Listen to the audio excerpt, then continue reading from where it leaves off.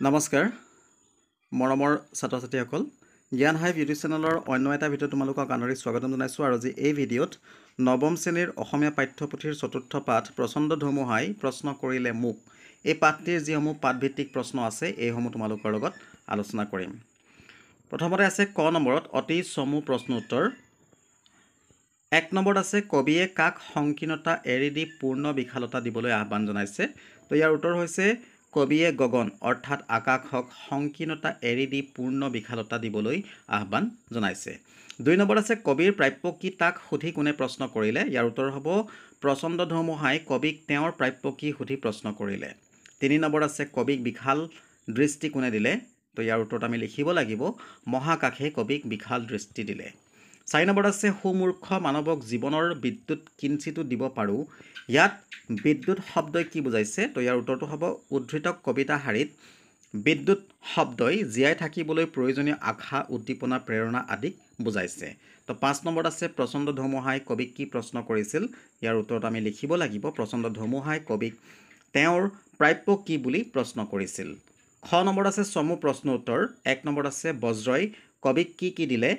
ইয়াৰ উত্তৰত হ'ব কবিয়ে ব্ৰজৰ পৰা শক্তিশালী উদাত্ত কণ্ঠ আৰু সাহসৰ যুক্তি পালে।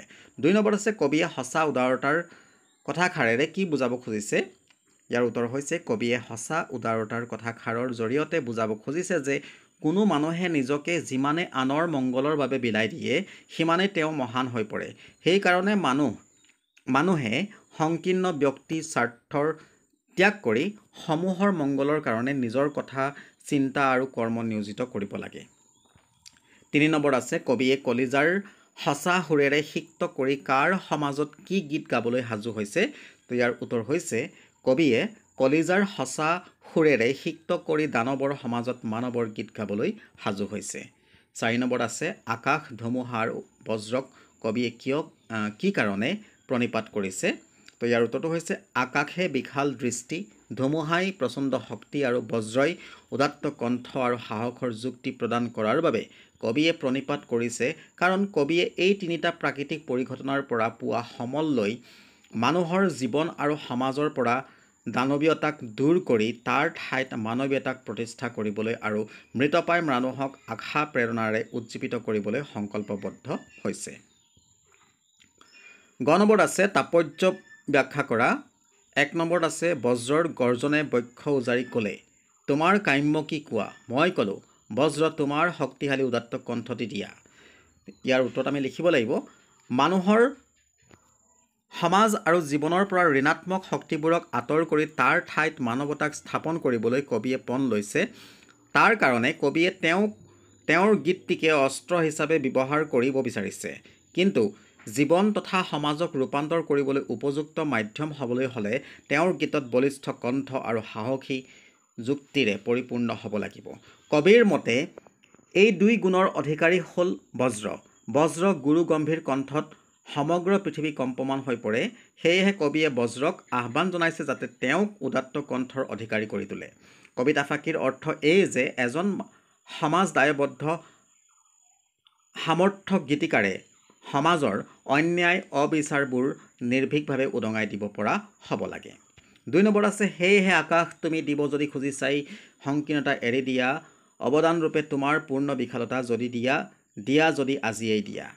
ইয়াৰ উত্তৰত আমি ক'ব লাগিব যে কবি সমাজ তথা সমাজৰ কল্যাণৰ প্ৰতি দায়বদ্ধ। গীতক মাধ্যম কৰি সমাজৰ বৈষম্য ব্যৱস্থা ভাঙি তাৰ ঠাইত এখন মানৱীয় সমাজ গঢ়ি তুলিব খুজিছে যিখন সমাজ সাম্য আৰু ন্যায়ৰ ওপৰত প্ৰতিষ্ঠিত। কবিয়ে অনুভৱ কৰে যে তেওঁৰ গীতত বিশালতা তথা উদাৰতা ফুটি উঠিলেহে সেই গীতে বাঞ্ছিত উদ্দেশ্য সফল হ'ব। অন্তহীন নীলাভ আকাশখন হৈছে কবিৰ বাবে এক উদাৰতাৰ প্ৰতীক।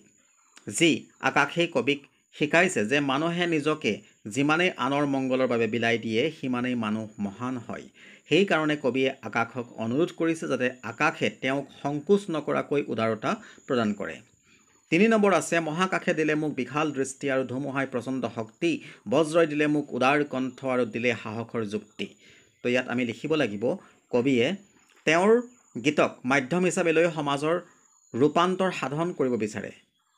এখন শোষণধৰ্মী সমাজ ব্যৱস্থাৰ পৰিৱৰ্তে মানৱীয় সাম্য আৰু ন্যায়ভিত্তিক এখন সমাজ প্ৰতিষ্ঠা কৰাটো কবিৰ জীৱনৰ লক্ষ্য। কবিয়ে গীতকেই সমাজ পৰিৱৰ্তনৰ প্ৰধান অস্ত্ৰ হিচাপে গ্ৰহণ কৰিছে।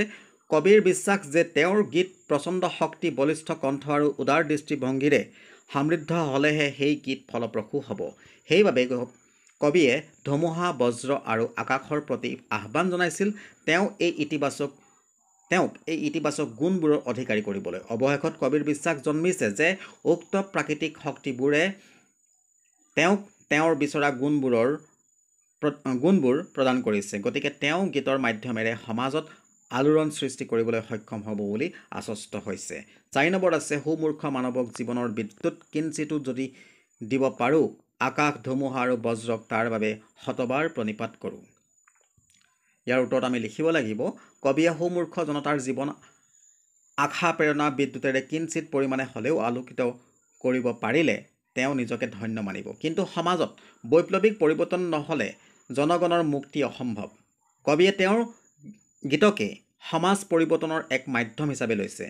কবিয়ে জানে যে তেওঁৰ গীতত যদি প্ৰচণ্ড শক্তি, উদাত্ত কণ্ঠ, সানিধ্য, যুক্তি আৰু উদাৰতা নাথাকে তেনেহ'লে ই সমাজ ৰূপান্তৰৰ উপযুক্ত মাধ্যম হ'ব নোৱাৰিব।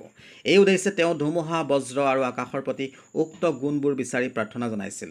কবিয়ে কৈছে যে তেওঁ যদি তেওঁৰ মহান উদ্দেশ্য সাধনত সামান্যতমভাৱে হ'লেও সফল হ'ব পাৰে তেনেহ'লে তেওঁ উক্ত প্ৰাকৃতিক শক্তিবোৰৰ ওচৰত চিৰকৃতজ্ঞ হৈ ৰ'ব। ঘ নম্বৰত আছে সমাৰ্থক শব্দ লিখা। ধুমুহা, বাঞ্ছা, বৰদৈচিলা, চক্ৰবাত, বুকু, বক্ষ, বক্ষস্থল, কাম্য, বাঞ্ছিত, আকাংক্ষিত, প্ৰত্যাশিত, সংকীৰ্ণতা, ক্ষুদ্ৰতা, অনুদাৰতা, বিশাল, বহল, প্ৰশস্ত, বৃহৎ, দানৱ, অসুৰ, দৈত্য, প্ৰণিপাত, প্ৰণাম, সেৱা, সিক্ত, তিতা, ভিজা। ঙ নম্বৰত আছে তলত দিয়া শব্দকেইটা কি কাৰণে মূৰ্ধন্য ন হৈছে লিখা। কণ্ঠ, পূৰ্ণ, প্ৰচণ্ড, সংকীৰ্ণতা, প্ৰণিপাত। উত্তৰত আছে কণ্ঠ মূৰ্ধন্য ত বৰ্গ আখৰৰ সৈতে যুক্ত হ'লে দন্ত ন সদায় মূৰ্ধন্য ন হয়। পূৰ্ণ ৰি, ৰ, খৰ পাছত থকা দন্ত ন সাধাৰণতে মূৰ্ধন্য ন হয়। প্ৰচণ্ড মূৰ্ধন্য ত বৰ্গৰ আখৰৰ সৈতে যুক্ত দন্ত ন সদায় মূৰ্ধন্য ন হয়। প্ৰণিপাত প্ৰ, পৰি আদি উপসৰ্গৰ পিছত থকা নিৰ দন্ত ন সদায় মূৰ্ধন্য ন হয়। এবাৰ আহিছোঁ প্ৰথম প্ৰশ্নলৈ। তলত দিয়া শব্দকেইটাত কি কাৰণে মূৰ্ধন্য খ হৈছে লিখা। সুমূৰ্খ, অ, আ ভিন্ন অন্য স্ববৰ্ণ বা ক বা ৰৰ পাছত থকা প্ৰত্যয় দন্ত হ মূৰ্ধন্য খ হয়। দৃষ্টি দন্ত ত বৰ্গৰ বৰ্ণৰ লগত যুক্ত দন্ত স সদায় মূৰ্ধন্য খ হয়। দ্বিতীয় চত আছে সন্ধি ভাঙা। দিগন্ত, সৰ্বাকাশ, সংকীৰ্ণ। দিগন্ত হ'লে দিক যোগ অন্ত, সৰ্বাকাশ হ'লে সৰ্ব যোগ আকাশ, সংকীৰ্ণ হ'লে সম যোগ কীৰ্ণ। তো মৰমৰ ছাত্ৰ ছাত্ৰীসকল, যদি ভিডিঅ'টো চাই ভাল লাগিছে এটা লাইক কৰিবা, তোমালোকৰ বন্ধুসকলৰ মাজত শ্বেয়াৰ কৰিবা, আৰু যদি চেনেলটোত প্ৰথমবাৰৰ কাৰণে ভিজিট কৰিছা তেনেহ'লে চেনেলটো ছাবস্ক্ৰাইব কৰি কাষত থকা বেল আইকনটো প্ৰেছ কৰি অল কৰি ৰাখিবা। ধন্যবাদ।